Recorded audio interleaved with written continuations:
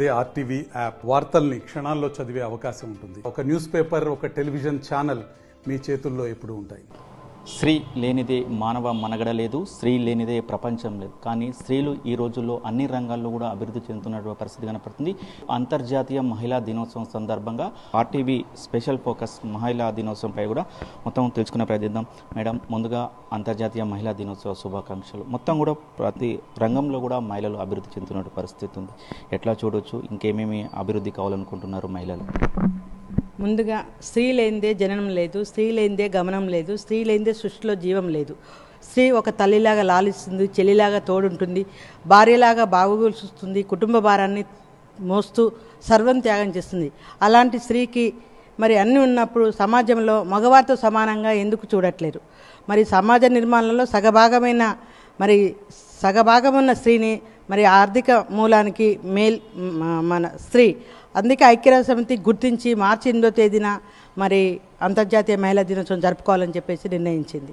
మరి ఈరోజు మహిళలు అన్ని రంగాల్లో అభివృద్ధి చెందుతున్నారు. విద్య, వైద్యము, వ్యాపారము, రాజకీయము, మరి క్రీడారంగము, సినిమా, అంతరిక్షము అన్నీ చూసుకుంటూ కుటుంబ భారంతో సహా అన్నీ కూడా మరి అన్ని రంగాల్లోతో పాటు కుటుంబ భారాన్ని కూడా మోస్తూ తను ముందుకెళ్ళగలుగుతుంది.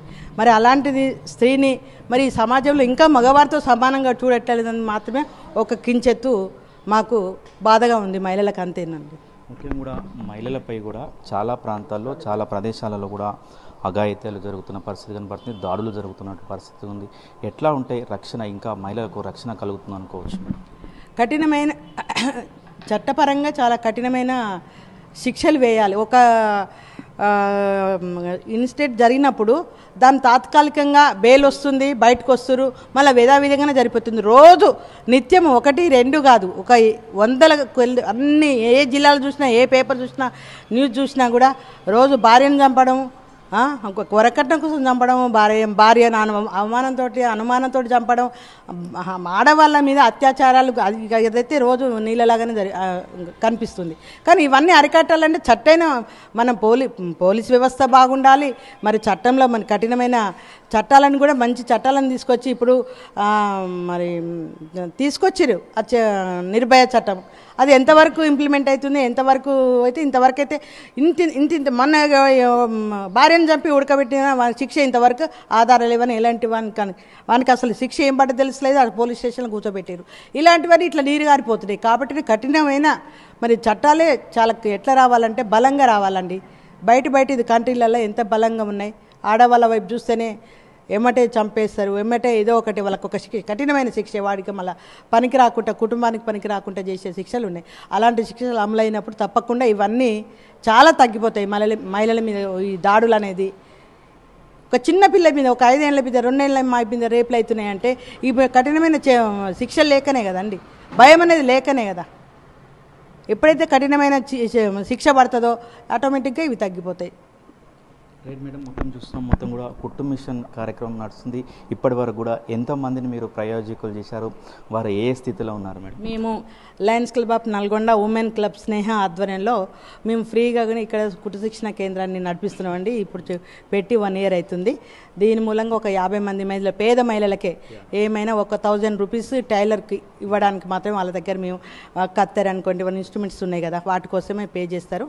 మిగతా వాళ్ళు మొత్తం టైలరింగ్ అంతా నేర్చుకొని ఒక 50 మందికి లయన్స్ క్లబ్ ఆఫ్ నల్గొండ స్నేహతో కూడా సర్టిఫికెట్స్ కూడా ఇప్పిస్తున్నాం. ఆ సర్టిఫికెట్స్ ద్వారా కూడా ముద్రా లోన్లు, మిషన్లు లేని వాళ్ళు పేదవాళ్ళకు కూడా ఎవరైనా ఇస్తే వాళ్ళతో పాటు పేదవాళ్ళకు మిషన్లు ఇప్పిస్తున్నాము. లేకపోతే 50,000 లోన్ పెట్టుకొని ఒక 3 మిషన్లతోటి వాళ్ళు సొంతంగా కూడా అంటే కుటుంబాన్ని ఆర్థికంగా కొంచెం చేదోడు వాదోడుగా ఉండే 50 మంది ట్రైనింగ్ తీసుకున్నారు కదా మేడం. 50 మందిలో ఎంతమంది స్వయంగా ఉపాధి పొందుతూ పలువురికి ఉపాధి కల్పిస్తున్నారు? ఇప్పుడు ఒక 15 మెంబర్స్ వాళ్ళు సొంతంగా వాళ్ళ ఇంట్లోనే స్టిచ్చింగ్ చేసుకుంటుండండి. వాళ్ళు చేసుకుంటారు, ఉపాధి వాళ్ళ కుటుంబానికి వాళ్ళు సహాయపడుతున్నారండి. ఇప్పుడు ఎంతమంది నేర్చుకుంటున్నారు ప్రజెంట్? ఇప్పుడు ఈ మంత్లో ఫిబ్రవరిలో జాయిన్ అయిన వాళ్ళు 10 మెంబర్స్ అండి. రైట్, మొత్తం కూడా కుటుంబ మిషన్ నేర్చుకుంటూ కూడా వాళ్ళు జీవనోపాధి పొందుతూ 10 మందికి చేయాలని ఉద్దేశిస్తుంది. కొంతమంది ఉన్నారు, వారితో కూడా మాట్లాడించే ప్రయత్నం చేద్దాం. మేడం చెప్పండి, ఏం పేరు మేడం?